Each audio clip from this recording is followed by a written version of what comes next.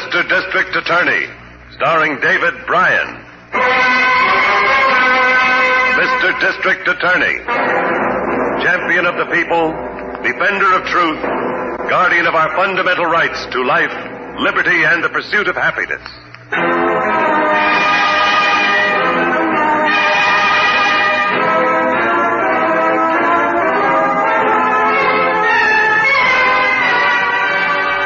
And it shall be my duty as district attorney not only to prosecute to the limit of the law all persons accused of crimes perpetrated within this county, but to defend with equal vigor the rights and privileges of all its citizens.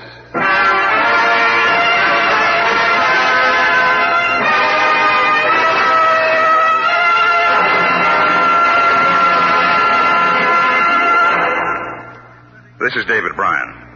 In a moment, we'll bring you another case from the files of Mr. District Attorney. But first, a word from our sponsor.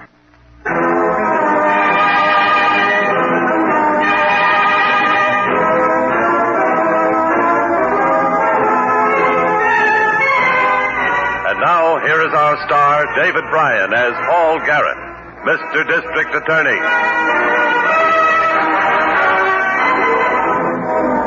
As district attorney for this county, it's my job to prevent crimes as well as solve them.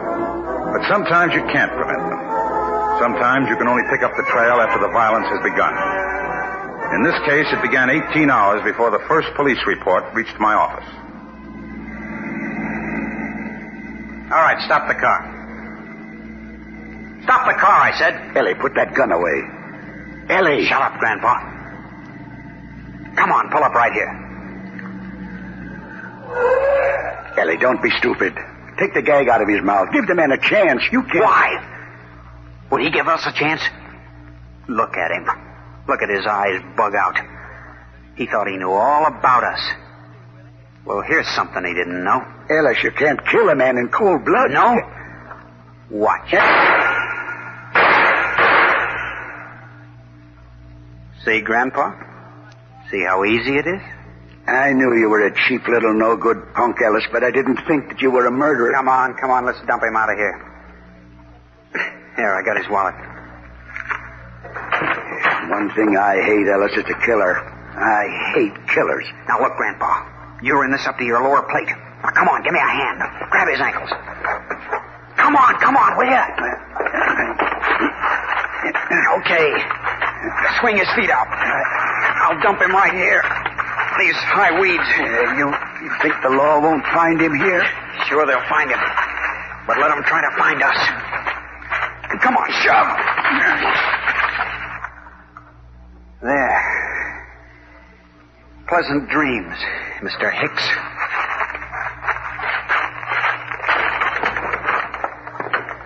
Okay, shove over, Grandpa. I'll drive back.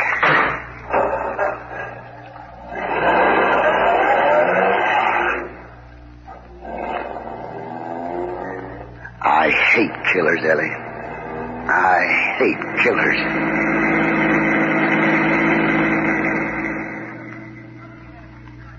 I hate killers, too. They're easy to hate when it's your job to study their handiwork and track them down. Harrington and I picked up the tracks on this case in the county morgue. 22 years service in this place still gives me the willies. You too, Chief? Sure does. This one, Harrington? Next one.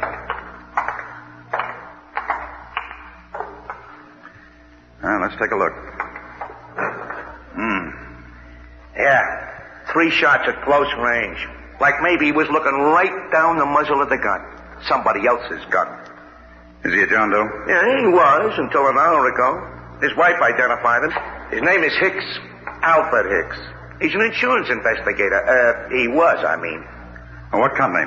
Globe, I think. Yeah, that's what Lieutenant Padway said. Globe Casualty Company. I asked Miss Miller to call him and find out what claims Hicks was working on. Oh, good. Where was the body found? In a vacant lot behind a motel way out on South Street. No identification on him at all. His wife called the cops when he didn't come home last night. Padway and Homicide brought her down here for a look, and that's what she saw.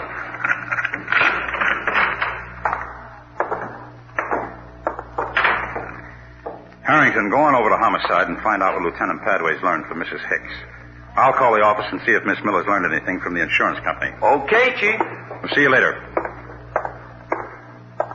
You mind if I use this phone? Thanks.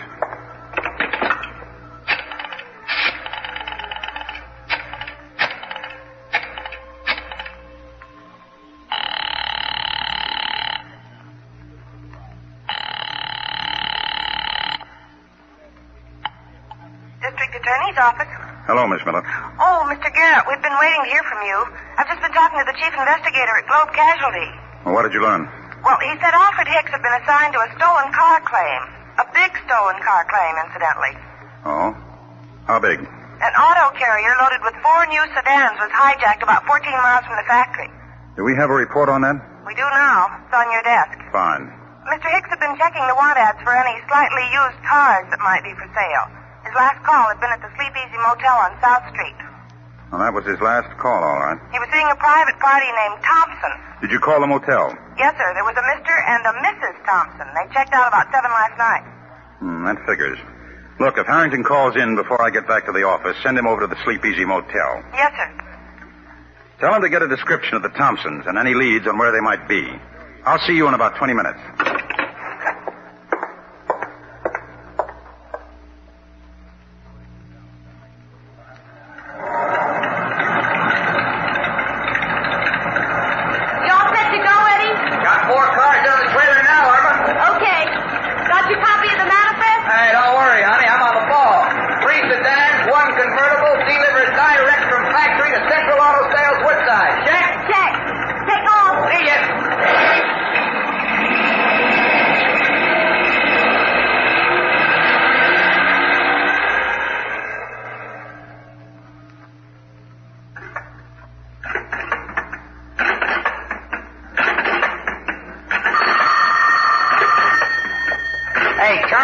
Press, will you, Grandpa?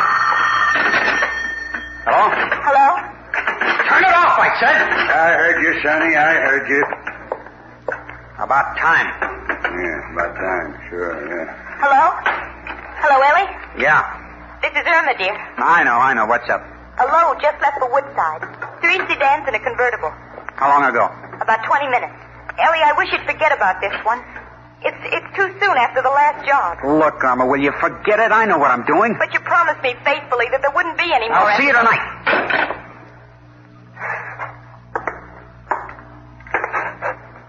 Well, what are you looking at, Grandpa? The loving young husband hangs up on his wife. Why don't you mind your own business, huh? Irma is my business. She's my granddaughter.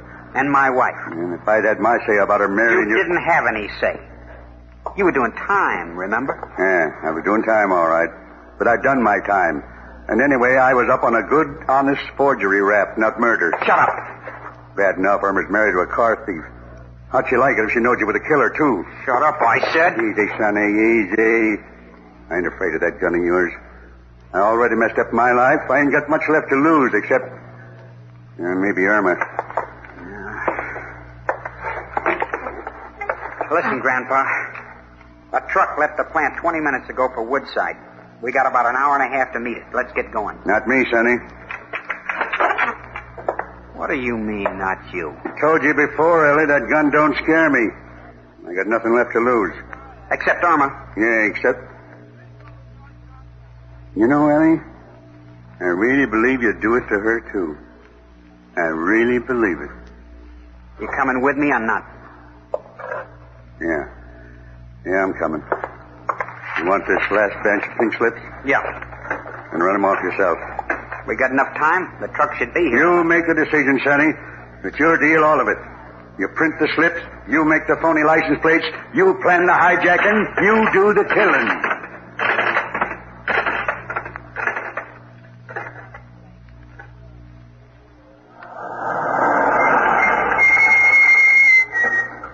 Okay, this is the spot. The auto carrier's just coming over that hill. Think you can drive this truck, Grandpa? I drove it last time, didn't I? Yeah. But I paid a lot of loot for this wagon, and it's helped me get a lot more. I'm sentimental about it. I didn't think you could be sentimental about anything.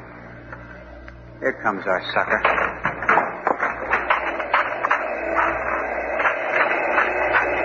Hey!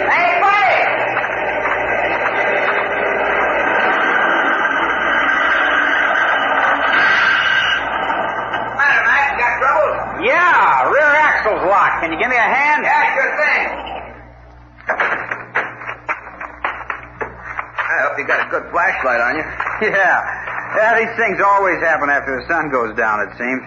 It's the rear axle. Take a look here. Looks all right to me. Maybe it just... Hey! Okay, Grandpa, you drive this one. I'll drive his. What are you going to do with that driver, Ellie? Don't worry, I'll take care of him. Get going. Go on, Grandpa. Move, will you? Go on!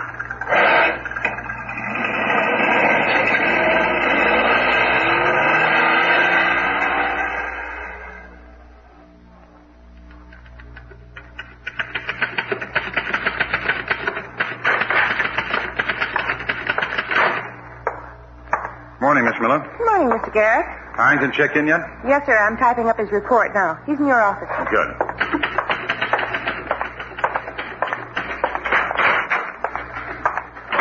Hi, Chief. Hi. How did you make out, Harrington? Well, I got kind of a fake description of the Thompsons, if that's what their name is. I gave it to Miss Miller. The guy is young, early 20s, curly hair, nervous, smokes a lot. Girl is the same age, about. Has one of them new style haircuts all over her head, you know. Reddish hair. Kind of pretty from what the motel guy said, but you know how motel guys are. Oh, that's vague, all right. One thing he said, though. He said there was an old guy with the Thompsons. Seemed to be a relative, like a grandfather or something. Excuse me. Yes? Did you order the morning papers, Mr. Garrett? Oh, yes. Will you bring them in, Miss Miller? All of them? Yes, please. All of them. Why the papers, Chief? You cleaning out bird cages or something? You and I are going to check the want ads. Want ads? Another auto carrier was hijacked last night. No kidding. That makes two. Yeah, 2. From the same assembly plant. 4 brand new cars on it. 2 hijackings, 2 murders. 2 murders? The driver of the auto carrier. He was found on the highway last night. Harrington, you and I are going to check the ads for slightly used automobiles. Just the way that insurance investigator did. Only he ended up in the morgue. Here are the papers, Mr. Garrett. Oh, thank you. Well, Harrington, I wonder where we'll end up.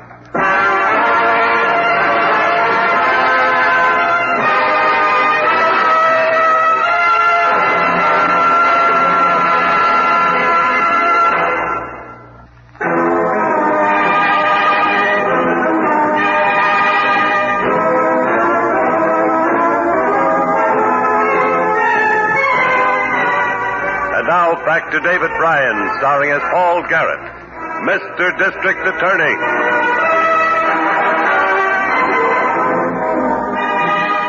Two auto carriers had been hijacked. 8 brand new cars had been stolen. And 2 men had been murdered in cold blood. For 3 days, Harrington and I and other members of my staff tracked down every lead, including the ads for slightly used cars. No luck. 3 days. 4 days. 5 days. Somewhere in this teeming city, our killer was still free. Free to kill again. Ellie, I wish you'd stop that pacing. Ellie, please. Your wife's talking to you, Sonny. I heard her. Ellie, will you stop? Stop what? Stop this. Stop that. Stop the car deal. Stop the phony licenses. Stop living, why don't you tell me? Now, there's an interesting idea. You shut up. I've taken enough from you. Ellie! Oh. Ellie, what's wrong with you? Oh, you know, Irma. This is a big job. We still got 2 cars left over from the last job. And so far all week, we only got 1 call about our ad.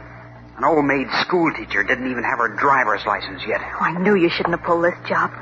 I didn't even know about the first one till after it was done. There's lots you don't know, honey. Shut up, Grandpa. Ellie, you promised me there wouldn't be any more.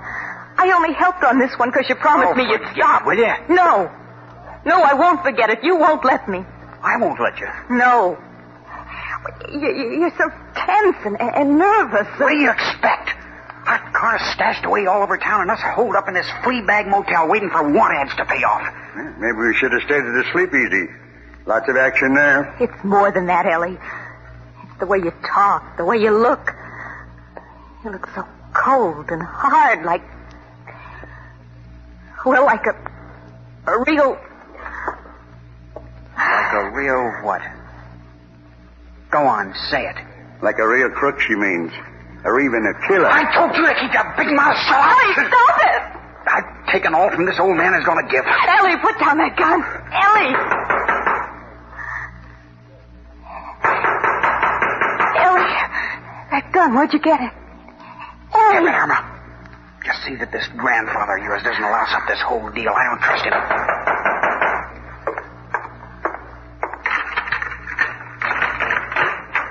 Yeah? Hi. You the party running the ad for the slightly used car? Oh, yeah, I'm the party. That's your missus in there? Yeah, the car's out here. My name's Harris. Joe Harris, Mr. Johnson. That's Mrs. Johnson. How do you do? Hiya, Mrs. Johnson.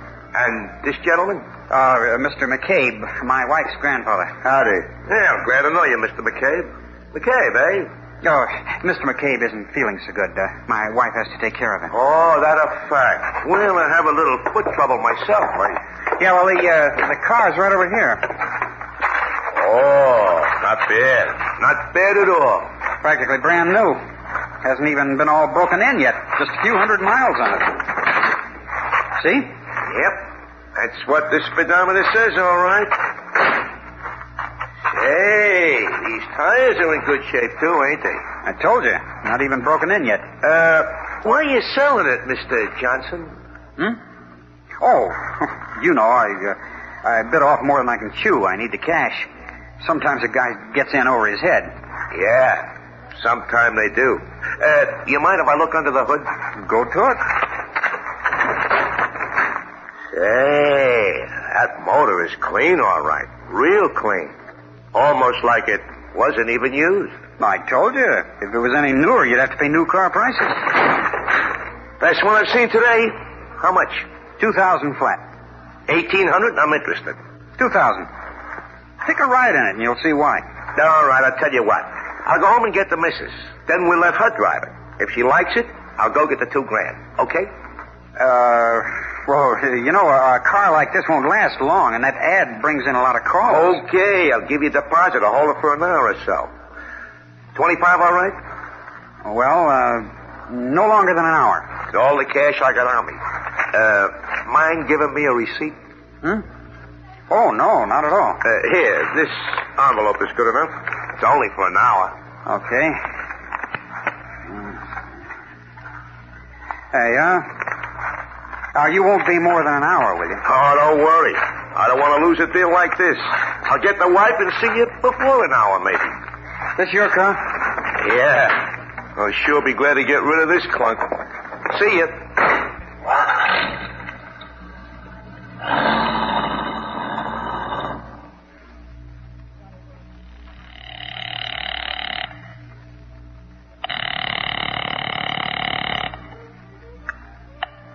District Attorney's office. Harrington, Miss Miller.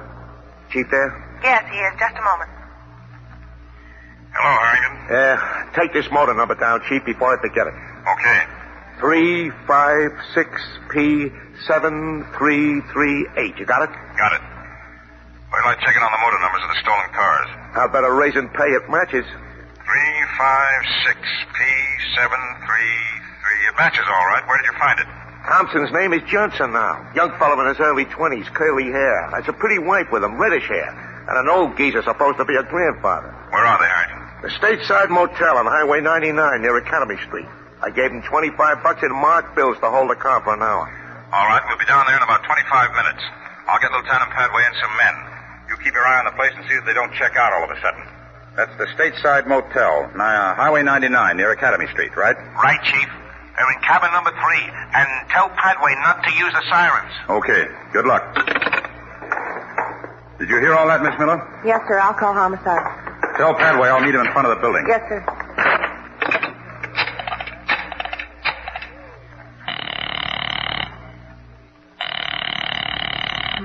Come on.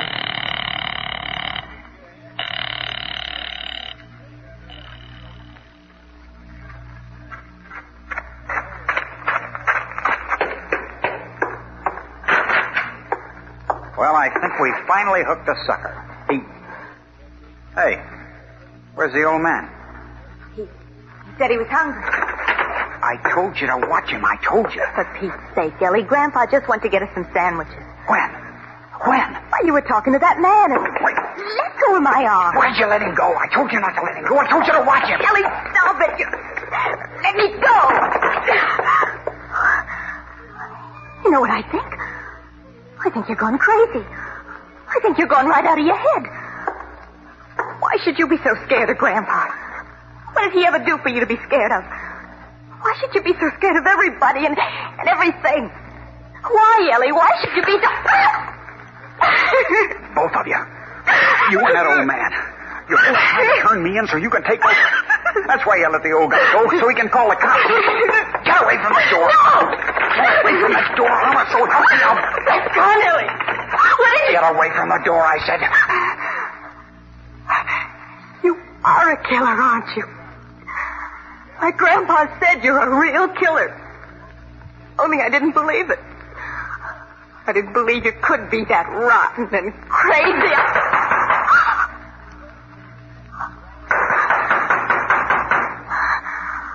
Move.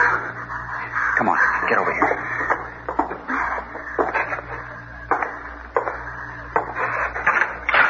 Hiya, Mr. Johnson. Guess I got back a little early, huh? Yeah, Harris. You said about an hour. Well, I figured it this way. On the way home, I said to myself, why don't I buy the car and surprise the little woman? That'll keep her happy and me happy and... What are you staring at? That police car out there. Police car? Oh, that's probably just There's two of them. He's a killer, mister. He's got a You, get in here. Get in fast. That won't help you, Buster. Get in, I said. You're a cop, ain't you? Ain't you? What'd you expect, dancing girls? See, I brought some friends. All right, Johnson, or whatever your name is. Open up. Watch it, Chief. He's going to shoot. That won't help you one bit, chum. We've got more men, more guns, and more patience than you have. Give up, Ellie. Please. Please give up. Please. Go on and shoot, coppers. I got my wife and one of your men in here with me. If I get it, they get it. Now we just wait and see. It's no use, Ellie. Give up, please. All right, you two. Get over there, away from the window. Go on. Over against that wall. Both of you. Okay, now stay there. If you try to separate, I'll kill you. Hey, Johnson. How do we know our man hasn't gotten it already? Not a word from either one of you. Not a word. Prove he's alive, Johnson, or we'll blow that cabin sky high. We mean it, Johnson. Ellie, let him talk. Let him say something. Okay, cop. Tell those Boy Scouts you're still alive. It's all right, Chief. I'm right here, and so is his wife. But you better do like he says, Chief, because he's armed and he's dangerous. All right, that's enough. Hey, what the... What are you... Thanks for the chance. My turn now. Hey, let go. Let go. Drop it. That's a good boy. Oh, come on, killer. Your wife will open the door and you'll walk through it. Some pals you got, copper. They know you're in here, but they shoot anyway. Sure. How do you think they wanted to hear me talk? They could tell where I was, so they could shoot where I wasn't. Just enough to get you off guard. You all right, Harrington? Yeah, I'm okay, Chief. Here's our gun-happy friend. What are you going to do with him? We'll let the court decide that. You're his wife? Yes. I imagine you're involved in all this, too. Yes. Yes, I am.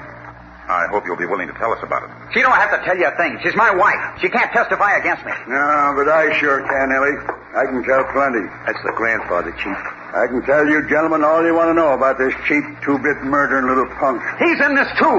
He's in it up to his dirty old neck. I told you 100 times, Sonny, I got nothing left to lose. I'd like to do one decent service to the world while I still got the chance. Grandpa, no. No. Sorry, Irma, honey, but putting Ellis away is it. I hate killers.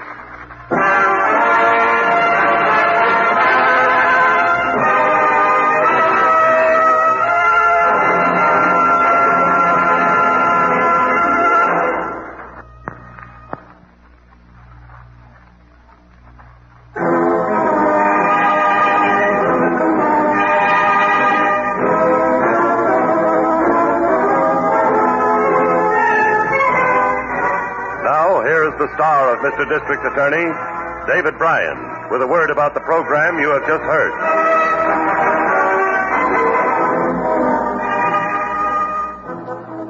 Perhaps you read about it in your newspapers. The young man we call Ellis was tried and convicted of first-degree murder, 3 counts. His wife, Irma, and her grandfather, Harold McCabe, are now serving sentences for grand theft. Now, this is David Bryan inviting you to join us when we present our next case based on the facts of crime from the files of Mr. District Attorney.